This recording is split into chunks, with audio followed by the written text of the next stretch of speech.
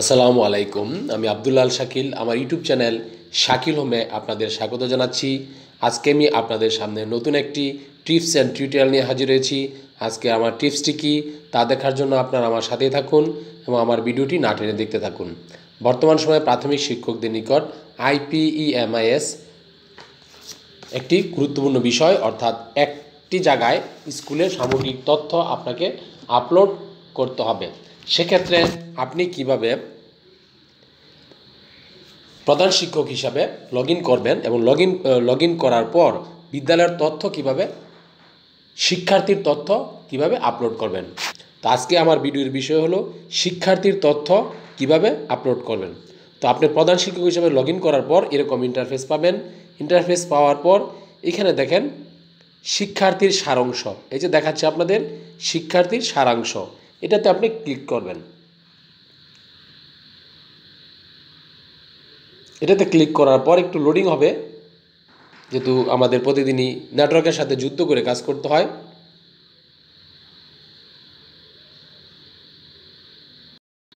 তো এরকম ইন্টারফেস আসবে। এখানে দেখেন শ্রেণীভিত্তিক শিক্ষার্থীর সংখ্যা দেওয়া আছে, অর্থাৎ প্রাক প্রাথমিক প্রথম শ্রেণী, দ্বিতীয় শ্রেণী, তৃতীয় শ্রেণী, চতুর্থ শ্রেণী, পঞ্চম শ্রেণী। তো আমি আমার এক একটি করে শ্রেণীর তথ্য এখানে আমি দিব। তো শ্রেণী তথ্য দেওয়ার পর নিচে ড্রাফট এবং পরবর্তী ধাপ আমার সামনে থাকবে। আমি এখান থেকে ড্রাফটও করতে পারবো, পরবর্তী ধাপও করতে পারবো। তো শ্রেণীভিত্তিক শিক্ষার্থীর সংখ্যা আমি এভাবে একে একে প্রথম থেকে প্রাক প্রাথমিক থেকে শেষ পর্যন্ত দিয়ে যাব।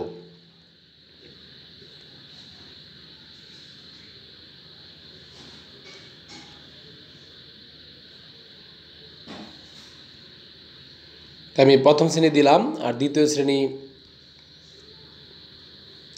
দিব, তারপরে আমার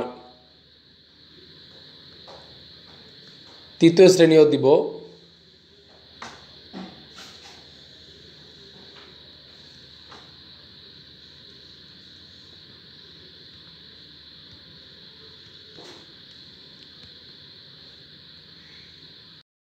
একে একে আমি তৃতীয় শ্রেণী দিব।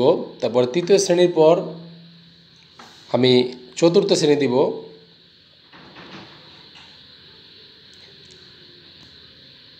চতুর্থ শ্রেণী দেওয়ার পর আমি পঞ্চম শ্রেণী দিব।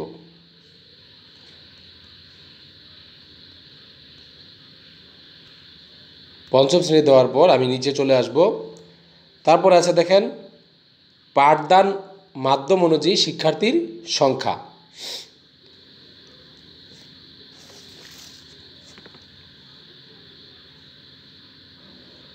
এভাবে বাংলায় পাঠদান মাধ্যম, অর্থাৎ পাঠদানের মাধ্যম অনুযায়ী শিক্ষার্থীর সংখ্যা কত আছে। তো এখানে আমাদের বাংলা মিডিয়াম, যেহেতু আমাদের বিদ্যালয়ে একটা মাধ্যমই আছে, সেক্ষেত্রে বাংলা মিডিয়ামটি শো করছে। সেক্ষেত্রে আমি এই তথ্যগুলো, বাংলা মিডিয়ামের তথ্যগুলো আবার দিব, অর্থাৎ উপরে যে শ্রেণীভিত্তিক শিক্ষার্থীর সংখ্যা দিয়েছিলাম সেটা এখানে আবার দিয়ে দিব, এক এক করে আমি দিয়ে দিব।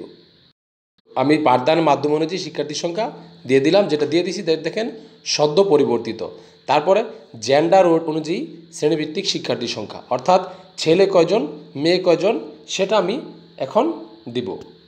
তো সেটা এক এক করে আমি দিয়ে দিচ্ছি।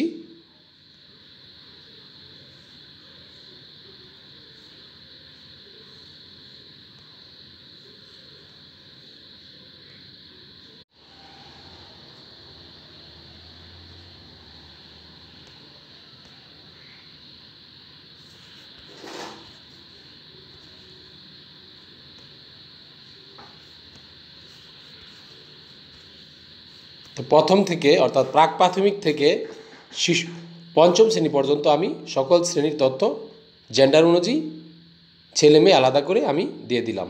এখন হলো ধর্ম ও পাঠদানের মাধ্যম অনুযায়ী শিক্ষার্থীর সংখ্যা। তো ধর্ম ও পাঠদানের মাধ্যম অনুযায়ী এখন আমি শিক্ষার্থীর সংখ্যা দিব। যেহেতু আমার শুধু বাংলা মাধ্যম, সেক্ষেত্রে বাংলা মাধ্যমের তথ্যগুলো আমি দিব, অর্থাৎ কোন শ্রেণীতে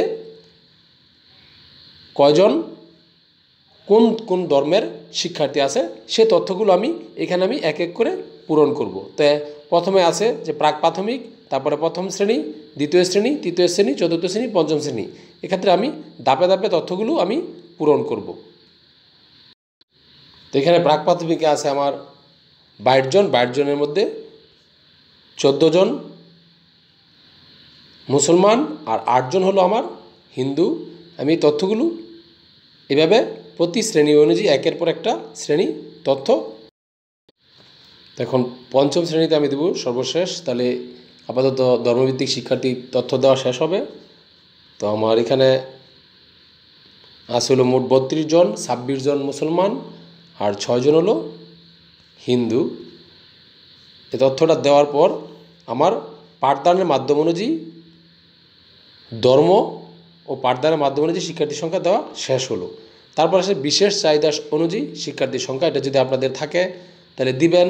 তারপর হলো উপজাতি ও ক্ষুদ্র নিগোষ্ঠী অনুযায়ী শিক্ষার্থীর সংখ্যা, এটা যদি আপনাদের থাকে অবশ্যই দিতে হবে। প্রতিটি শ্রেণীতে নতুন ভর্তিকৃত, একই শ্রেণীতে পুনরাবৃত্তি ও রিপিটার ও পূর্বের শ্রেণীতে উন্নীত শিক্ষার্থীর সংখ্যা, অর্থাৎ প্রতিটি শ্রেণীতে নতুন ভর্তিকৃত আবার পূর্বের যে শিক্ষার্থী বিদ্যালয় ছিল সেটা রিপিটার বা পূর্বের শ্রেণী থেকে উত্তীর্ণ, সেই তথ্য একে একে আমি দিয়ে দিব। দ্বিতীয় শ্রেণীতে আমার 7 জন রিপিটার, সেটা আমি এখানে দিয়ে দিচ্ছি।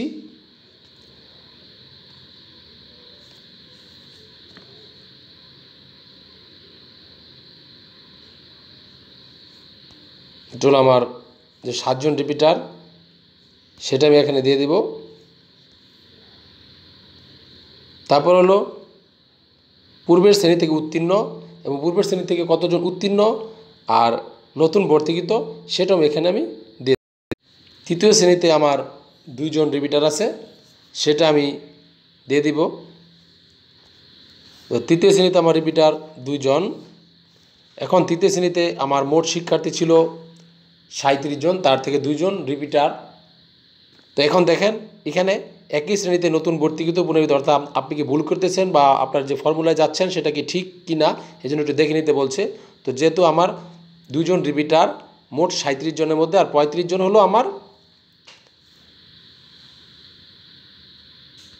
পরবর্তী ক্লাস থেকে উত্তীর্ণ, তাহলে দেখেন এই যে আমার 37 জন মিলে গেছে। এখন যেই লাল চিহ্নিত যে নির্দেশিকা ছিল সেটা চলে যাচ্ছে। তো এইভাবে আমি পরবর্তী শ্রেণীতে একের পর এক তথ্য আমি, এখন এটা দেওয়া শেষ, অর্থাৎ প্রতিটি শ্রেণীতে নতুন ভর্তিকৃত, একই শ্রেণীতে পুনরাবৃত্ত রিপিটিং ও পূর্বের শ্রেণীতে হতে উত্তীর্ণ শিক্ষার্থীর সংখ্যা, এটা দেওয়ার পর আমার আসতে হবে প্রাক প্রাথমিক শ্রেণী সমাপ্ত করে কিংবা সরাসরি প্রথম শ্রেণীতে ভর্তিকৃত শিক্ষার্থীর সংখ্যা, সেটাও আমাকে এখানে দিতে হবে। এবং সেটা দেওয়ার সময় অবশ্যই খেয়াল রাখতে হবে যে আমার প্রথম শ্রেণীতে বর্তমান যে শিক্ষার্থী আছে তার সাথে মিল রেখে এই কাজটি আমাকে করতে হবে।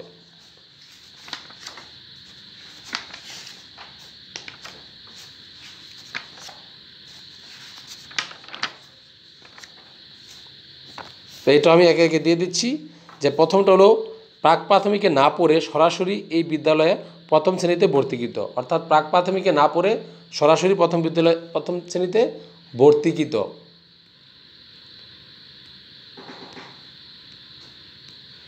এটা আপাতত আমার এখানে নেই, তাহলে এটা আমি 0 করে দিচ্ছি।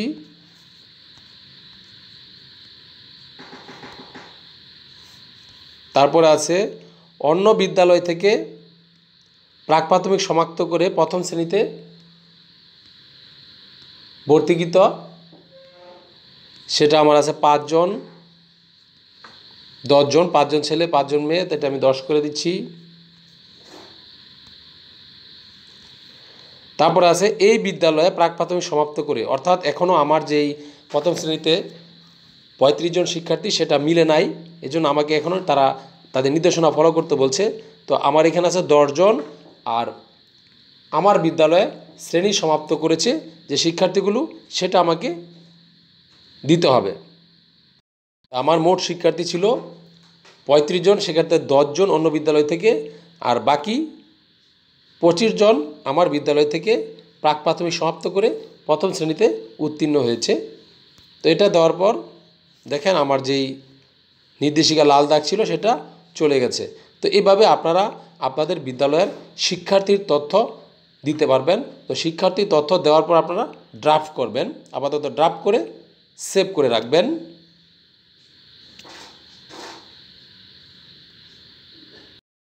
ড্রাফট করার পর এরকম অংশ আসবে, অর্থাৎ বিদ্যালয়ের শিক্ষার্থী সারাংশে ফিরে যান। তো এখানে আমি আবার ক্লিক করি।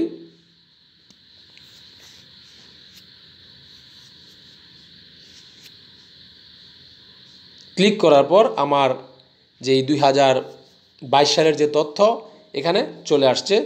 তো আপনারা মনে রাখবেন, আপনাদের যেই শিক্ষার্থীর তথ্যগুলো দিবেন, এই তথ্যগুলো যদি আপনার সারাংশ না দেন তাহলে আপনারা 2021 সালে যে তথ্য দিয়েছিলেন সেই তথ্যগুলো এখানে থাকবে।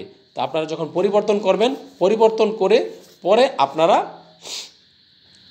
আপনাদের 2022 সালের তথ্য দিবেন। তথ্য দেওয়ার পরে সাবমিট, পরবর্তী ধাপে যাবেন। পরবর্তী ধাপে গিয়ে আপনারা সাবমিট করবেন।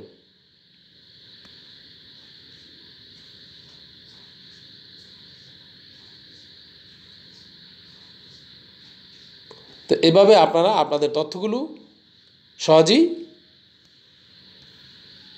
ড্রাফট করে এবং সাবমিট করে পরবর্তী ধাপে যেতে পারবেন। যদি কোনো কিছু ভুল করেন তাহলে ড্রাফটে নিবে না, অর্থাৎ এখানে কোনো ভুল তথ্য নেয় না। সেক্ষেত্রে আপনারা আবার এডিট করে তারপরে ড্রাফট করবেন। তো সবাই ভালো থাকবেন, সুস্থ থাকবেন। এতক্ষণ আমার সাথে যারা ছিলেন, আমার চ্যানেলে যারা নতুন, অবশ্যই আমার চ্যানেলে সাবস্ক্রাইব করবে। সাবস্ক্রাইব বাটনের পাশে বেল বাটনটি অন রাখবেন যাতে আমার পরবর্তী ভিডিওগুলো সহজে পেতে পারেন।